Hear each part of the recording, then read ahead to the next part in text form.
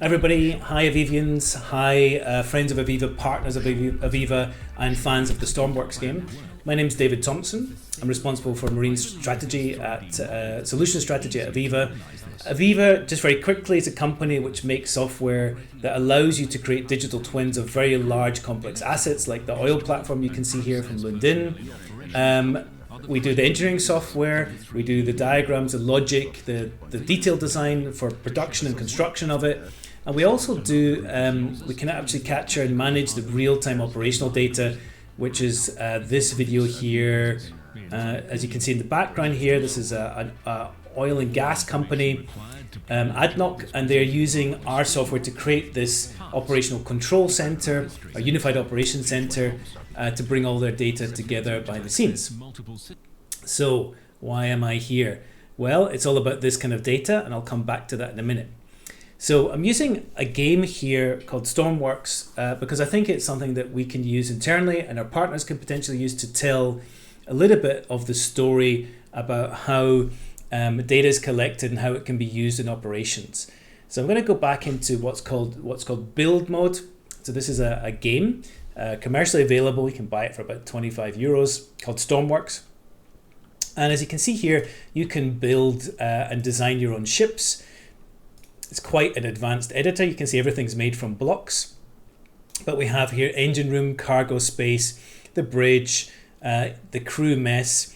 And if I click on this button, you'll see that all of the logic is actually modeled as well. So this is a very simple vessel, but you can see there's various sensors and various things going on which can be controlled by scripting and logic. And there's various kinds of logic here: composite data, electrical connections, video connections, and even audio connections.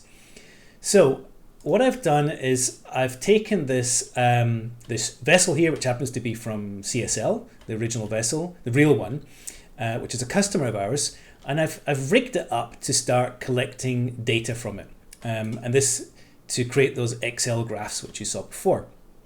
So what I've got here, and I've just jury rigged this on the deck here for accessibility, is I've got a bunch of sensors here. If I go on this button, you'll see that this is a speed sensor, wind direction and speed, compass heading, and then here yaw, pitch and roll.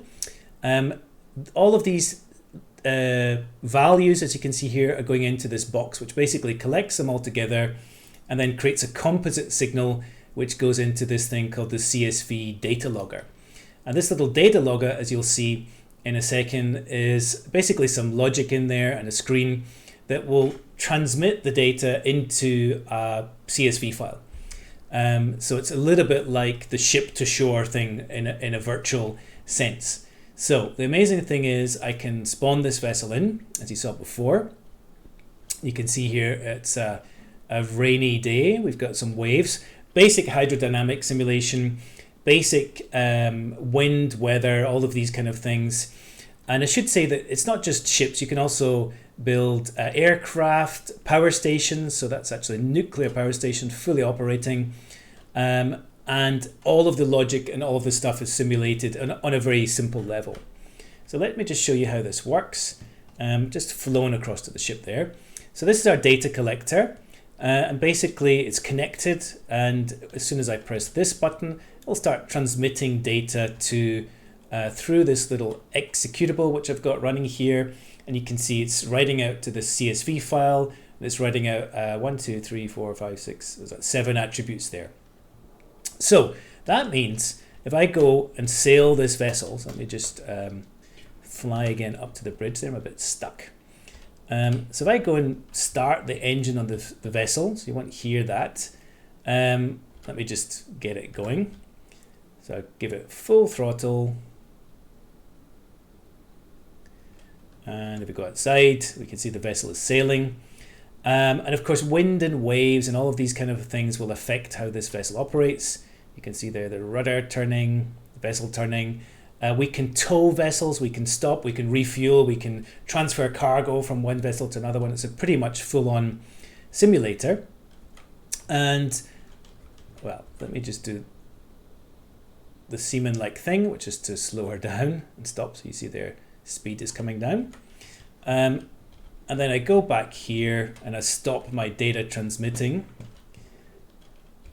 Finishing transmission, writing Excel file into the hard disk. And if I go back into my file folder here, probably press F5.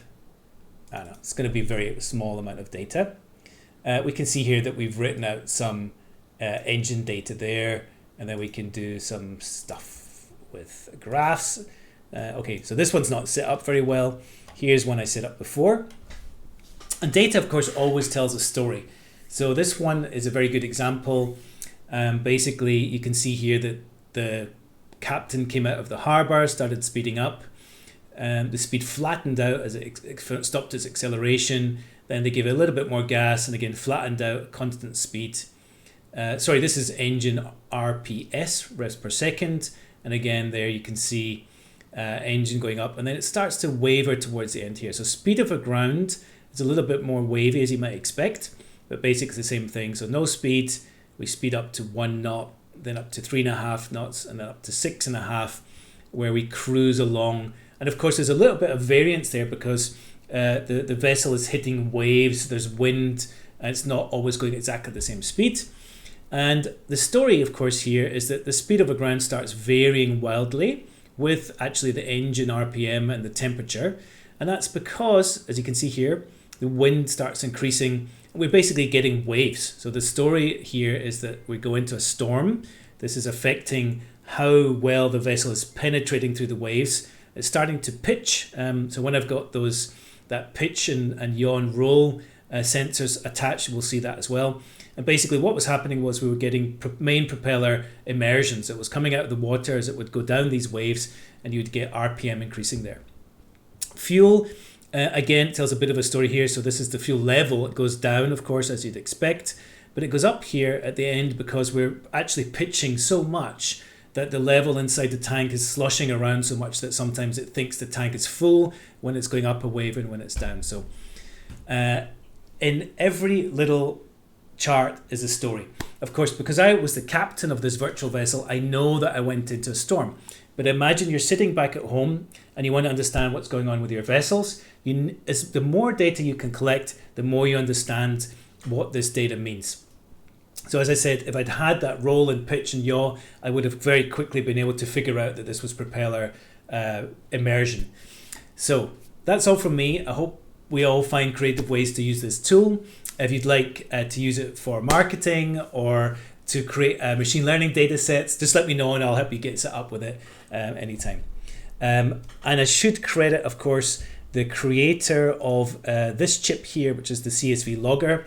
That is Lupin the Canine. So thank you very much for helping me. I made contact through one of the Discord groups from the Stormworks game.